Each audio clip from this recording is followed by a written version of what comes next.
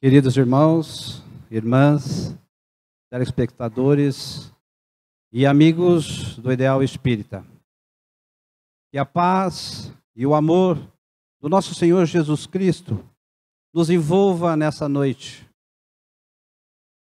Eu agradeço a essa oportunidade, a compreensão, o carinho e a força do qual a gente recebeu para aqui estarmos nesta casa, na noite de hoje, para tentar passar um pouquinho aos senhores do pouco que a gente conhece sobre essa doutrina maravilhosa que nos instrui, nos orienta.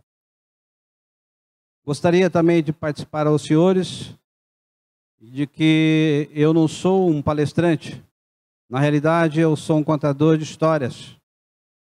Primeiro porque eu já tive em outras oportunidades, dentro de tudo que eu estudei, através das obras principais e básicas do nosso codificador, Allan Kardec, de onde eu extraí alguns temas, passando em vídeos e PowerPoints, algumas apresentações.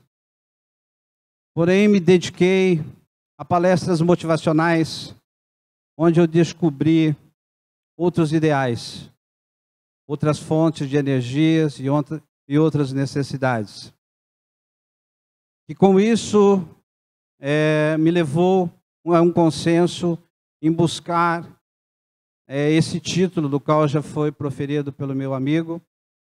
E eu busquei essas informações através, é claro, de um conhecimento, através, assistindo palestras como os senhores, como tive a oportunidade de estar aqui também na quarta-feira, assistindo a palestra do nosso amigo, um palestrante, ele é uma pessoa ilustrada, tem muitos livros, são 200 obras, ele tem 50 anos, somente de doutrinas, e foi na quarta-feira a palestra do Carlos Barcelos aqui nesta casa, onde eu pude buscar uma tranquilidade do que realmente o tema que eu estaria trazendo aqui para os senhores.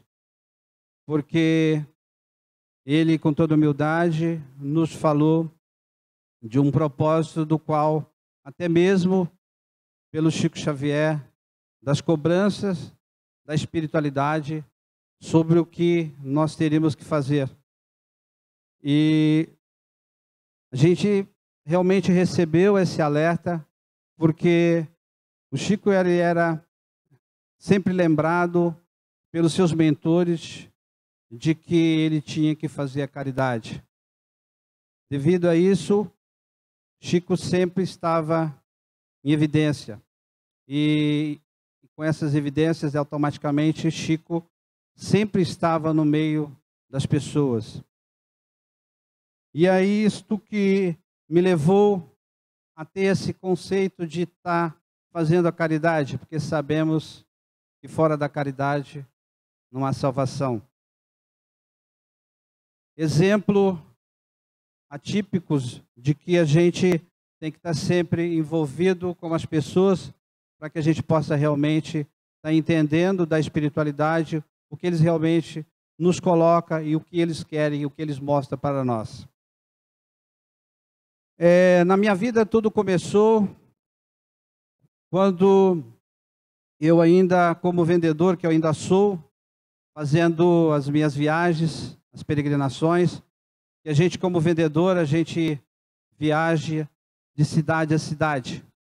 E eu comecei a observar muitas pessoas andando nas rodovias, e aquilo me comovia. Fazendo, é claro, eu buscasse algo para poder realmente suprir aquelas necessidades. E aí foi aonde me despertou que eu poderia fazer algo para aquelas pessoas. E foi quando eu busquei, através de coisas tão simples, eu passei a comprar biscoito para aqueles seres. Esses biscoitos eram aqueles de wafer e aqueles também de sal, água e sal. E eu, nas oportunidades, quando eu os via, eu parava, me identificava a eles, e eu oferecia a eles aquela ajuda. E eles os recebia. E o mais interessante de tudo isso é o agradecimento, como eles agradeciam. Só para vocês terem uma ideia, que nesses agradecimentos era uma comoção, e sempre as lágrimas corriam da minha face. Isso foi me dando força para que eu pudesse realmente continuar esse trabalho. E aí foi quando me despertou algo ainda muito maior, que é aquilo que realmente, dentro do que o nosso irmão, o Baceles, realmente comentou, que esse propósito é um propósito que nós temos que estar nos colocando à disposição da condição dos nossos irmãos, que existem muito necessitados. E aí, eu tenho algumas histórias, como eu falei que eu não sou palestrante, mas eu sou um contador de histórias. E a minha vida tem muitas histórias. Mas antes dessas histórias, eu ainda não era espírita. Eu era um espiritualista. Eu era um cristão. E eu passei a me dedicar a algumas pessoas que me abordavam e me pediam conselhos. E eu tive a grande oportunidade de encontrar um jovem ainda, andando na estrada. Quando eu abordei ele, eu pude conversar um pouco com ele. E ele começou a contar a sua história para mim. E ele já tinha andado muitos quilômetros, e ele estava indo visitar a esposa dele que estava presa. E dentro do que a gente conversou, eu pude ver a necessidade dele, fui até um supermercado, comprei algo porque ainda estava num horário muito ruim para comprar uma comida diferenciada, mas o que eu pude comprar de alimento para ele, e ainda aproveitei a oportunidade e deixei uns trocados para ele. Primeiro que a direção dele, da onde ele estava indo, que ele tinha alguns quilômetros ainda para chegar, era diferente da qual eu estava indo. Eu estava no sentido contrário do dele. Mas ele, com toda humildade, ele me pediu o meu endereço. Porque ele viu em mim uma pessoa diferenciada e iluminada. Primeiro por ter tido abordado ele, ter escutado ele, visto o problema dele, as dificuldades dele, e ter estendido a mão. Ele era uma pessoa que tinha câncer, estava passando por um tratamento em Barretos, no Hospital do Amor, mas ele queria também que a esposa dele viesse a falar comigo. E assim, em um período muito curto, eu comecei a receber cartas dessa pessoa. Que ela me pedia conselhos, ela falava comigo de tantas coisas que aconteceu na vida dela, coisas que ela deixou de fazer, e porque ela estava pagando por aquela circunstância. E assim eu fui sempre falando para ela, mostrando para ela os caminhos da vida, mostrando para ela não perder a esperança, para ela não perder a fé, para que ela pudesse realmente mudar o seu coração. E assim, num período muito curto, numa mesma carta, ela me disse que ela estava passando por um momento transitório, porque ela estava sendo transferida para uma cidade muito longe do conselho familiar. E aí ela ficaria muito preocupada, porque ela estava indo pela uma prisão e saindo do CDP. E nessa ida dela, mesmo assim, a gente continua a se falar por essa carta. E todas as cartas que ela me mandava, ela sempre estava com esperança. Até que um dia, ela me disse que ela estava passando por um momento ótimo, porque devido ao comportamento dela dentro daquela prisão, ela já estava com um período curto para poder ter a prisão provisória, para ela poder podendo voltar para o seu lar. E assim foi acontecendo outros fatos, que um dia ela me telefonou que ela queria me conhecer pessoalmente. E assim eu viajei num domingo de São José do Rio Preto até Birigui, onde eu pude conhecer a família toda. Eles tinham 3 filhos, o filho mais velho ficava com uma cunhada dela e 2 ficavam em abrigos. E ela tinha essa esperança de poder reaver a família, reencontrar e ficar com a família. E assim, Os relatos foram acontecendo, só fiquei sabendo um tempo mais à frente de que ela realmente já estava na condicional e ela já estava numa casa em Araçatuba com a sua família. E daí para diante eu não fiquei sabendo de mais nada. E assim, eu tive também outras oportunidades. Eu tive a oportunidade de encontrar um senhor, ainda jovem, não era muito velho, que ele estava passando pelo momento de dificuldade, que ele se afastou devido à bebida, à droga, era um andarilho também, e ele gostaria muito de encontrar a família, e ele me pediu esta ajuda. E assim, eu o fiz. Eu fui, me dediquei, buscando informações dessa pessoa, até chegar a ela, mostrando a ela que ele estava arrependido do que havia acontecido com ele num período tão curto da vida dele. E assim ela aceitou, com muito amor, com muito carinho. Eu passei a conhecer a família toda, uma cidade muito próxima aqui também. E foi quando eu passei a ter amizade com a família, conhecendo 2 filhos dele, conhecendo a esposa. E assim eles seguiram a vida e a gente ainda conseguiu se falar ainda um bom tempo. E ainda dentro das minhas histórias, eu tive um outro caso que me chamou muito a minha atenção quando eu comecei a acompanhar um jovem numa necessidade de rua que era usuário de droga. Eu acompanhei esse jovem por 5 anos. Sempre com esse otimismo de vê-lo mudado. E aí, esse jovem me apresentou a família, a mãe, mais um irmão, e ele já estava na droga há muito tempo. Mas a mãe, com toda a insistência, com toda a perseverança, com todo o carinho materno, dava muita força a esse filho. Ela internou ele em várias clínicas, inclusive particulares, lá em Jaci. Eu ajudei ela a interná-lo no Bezerra de Menezes. Porém, ele fugia. Ele não aguentava aquele tudo de ter realmente uma busca de uma recuperação. E ele voltava para as drogas. Mas essa mãe, com toda a insistência, com toda a perseverança, ela ia buscar ele nas biqueiras, ela ia buscar ele na rua, todo sujo, com fome, ele drogado, e trazia para dentro de casa e cuidava do filho. Até que, graças a Deus, ele também pôde buscar um novo conceito de vida e ele saiu das drogas. E aí ele buscou uma nova história, e ele conseguiu fazer outra vida, mostrando para a mãe que ele se tornaria uma outra pessoa. Inclusive, ele escreveu um relato, com o seu próprio punho, de toda essa trajetória de vida, que ele gostaria muito de ajudar outras pessoas. Com essa comoção, eu até tive a oportunidade de toda essa escrita, de levar para uma pessoa de um conceito muito amplo, de uma casa espírita também, fazendo com que fosse analisado o que ele pensava da vida. Mas o mundo não parou por aí. Eu, como não era espírita, como relatado, a vida continuou, até que um amigo que me acompanhava sabia das minhas histórias. Um dia, ele me convidou para que eu pudesse participar de uma casa espírita. Porque ele falou assim: você tem muito a ver com tudo que acontece na sua vida quando você começar a entender o que é o espiritismo.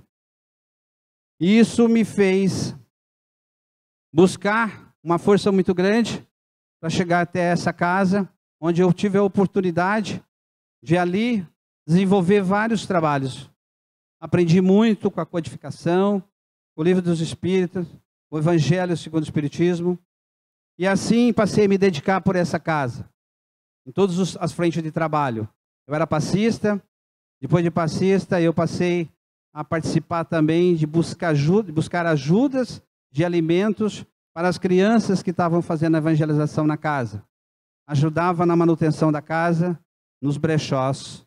Ajudava também na venda das pizzas e na venda dos ovos de Páscoa. E assim foi me motivando ainda mais a continuar a esse trabalho, porque era muito gratificante. Até que uma oportunidade maior foi quando uma amiga me convidou a vir a essa casa. E aqui eu pude participar de algumas palestras como os senhores, de domingo. E nessas palestras eu pude aprender muito mais. E até que eu pude ser convidado para ser passista também na casa. Fiz o curso de passista para ampliar um pouco mais os meus conhecimentos. E assim, também tive a oportunidade de conhecer mais um trabalho dessa casa que é maravilhoso. Que é os Mensageiros de Jesus e a Visita Fraterna. Conheci através da minha amiga Soraya, que está aqui conosco também. E tantos outros amigos que eu tenho de coração, porque são pessoas que também se dedicam ao próximo. E esse trabalho nessa casa é muito maravilhoso e gratificante, porque a gente acaba não tendo muita coisa para dar para as pessoas. Mas só o fato da gente levar um pouco de otimismo, um pouco de carinho, uma palavra de conforto, uma dedicação, as pessoas realmente se modificam. Nós temos aqui, nós trabalhadores dessa seara, muitos relatos de pessoas que foram atendidas por nós e se tornaram novas pessoas. Só para os senhores terem uma ideia, eu tive casos de pessoas que sequer faziam oração do Pai Nosso conosco. E depois de um tempo de trabalho, essas pessoas passaram a se dedicar de uma forma tão gostosa, tão ampla, e aquilo para a gente realmente é muito gratificante.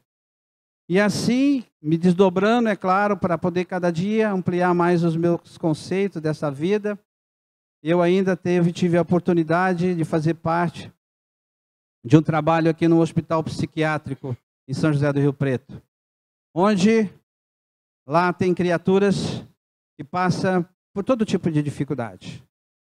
Lá são pessoas que têm síndrome do pânico, síndrome do Hergele, as pessoas que têm esquizofrenia, são irmãos que têm problemas de depressão, são irmãos que têm ansiedade, são irmãos dependentes da parte alcoólica ou da parte química. Porém, com todo o nosso otimismo, a gente sempre tenta confortá-los da melhor maneira possível.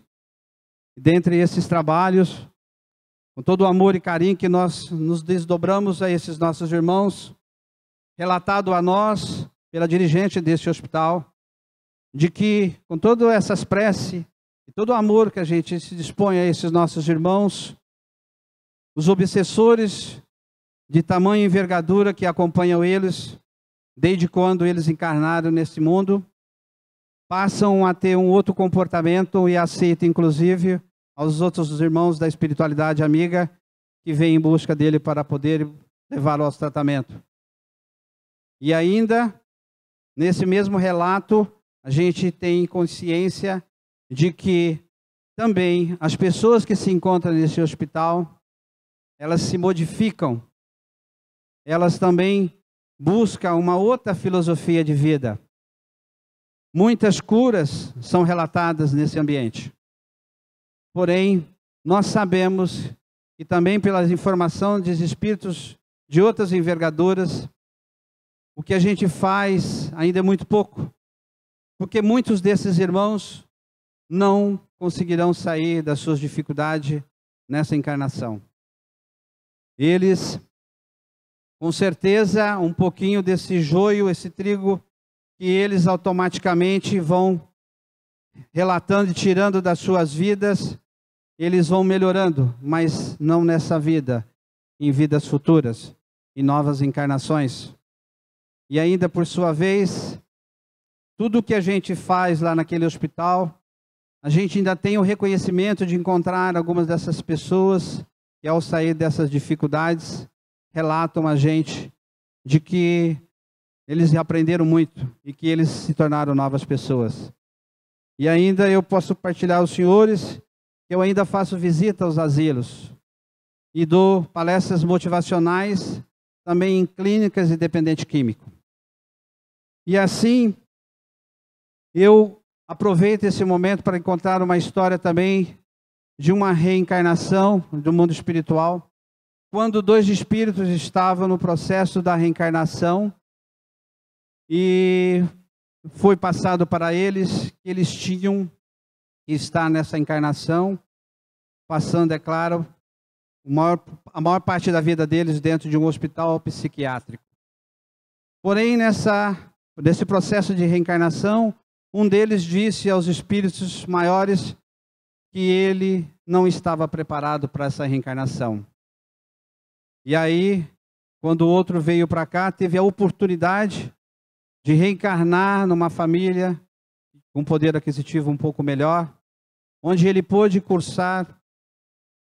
fazer aqui dentro desse plano, ele fez a parte não da medicina, né? Ele fez como enfermeiro, ele se formou nessa área e ele teve que fazer estágio num hospital psiquiátrico. E lá ele se identificou com aqueles irmãos necessitados e ele, depois de terminar o seu estágio, ele saiu da enfermagem, ele resolveu trabalhar no hospital psiquiátrico.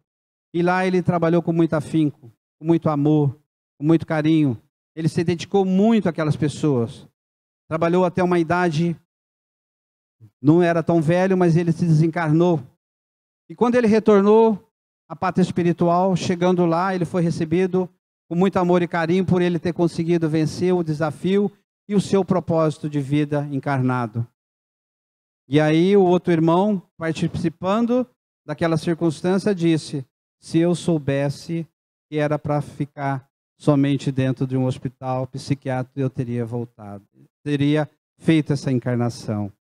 Mas aí o Espírito disse para ele, nós não dizemos para ele que ele era para ficar internado dentro de um hospital psiquiátrico, mas era o pagamento dele.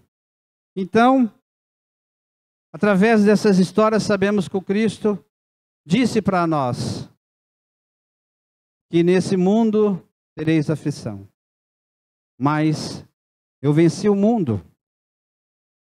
E eu peço e suplico, com todo amor e carinho, com o apoio da espiritualidade, para que os senhores jamais percam a esperança da vida. Jamais desistam dos seus propósitos, das suas dificuldades. Que tudo que vocês tiverem que passar neste mundo, com certeza, é para a nossa regeneração, é para o nosso crescimento. Sabemos também que mesmo com essas dificuldades que possamos passar, sempre Deus, com a sua grandeza, com o seu amor, sempre nos manda anjos para realmente nos ajudar, para tirar nós dessas dificuldades. E ainda, eu peço e falo para todos que como a gente deva fazer o bem.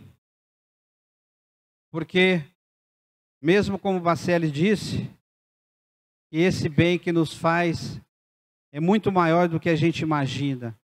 Porque quando a gente faz de coração, quando a gente se dispõe em ajudar um irmão mais necessitado, a gente começa a entender os desígnios da vida. A gente começa a valorizar tudo que temos, as nossas famílias, os nossos trabalhos, as pessoas que estão ao nosso redor. A gente está sempre muito mais preparado. E ainda, eu ainda falo que tudo que a gente vê nesse mundo, tudo que a gente assiste, às vezes a gente se torna impotente. Porque a gente fala, será que eu vou ter condição de suportar o que esses irmãos estão passando? E às vezes a gente fica com pouca alternativa. Mas isso é o propósito de cada um. E a gente tem que realmente buscar esse otimismo, e é através desse otimismo que me faz entender e compreender. Se eu não fosse otimista, eu não conseguiria desenvolver todos esses trabalhos. Não quero aqui dizer aos senhores que eu sou melhor do que ninguém, nem diferente. Porque eu também sou um espírito, tanto quanto vocês, endividados. Eu estou no mesmo processo de crescimento. E eu só digo que, para que a gente possa realmente fazer, nós temos que fazer com amor.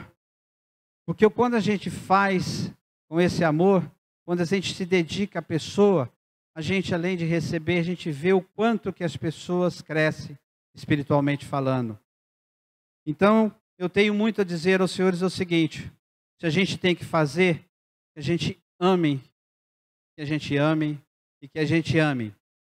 Porque o amor é a única força que transforma o destino e sara todas as nossas feridas, todas as nossas dores. E assim, eu agradeço esse momento que a gente pôde aqui trocar essa experiência, mas é claro, chamando a atenção que nós temos muito trabalho nessa vida a nos concretizar. Sejamos jovens ou sejamos de meia idade. Tudo o que eu tenho a dizer aos senhores que vale muito a pena. Que a paz e o amor de Jesus continuem com todos vocês. Assim seja.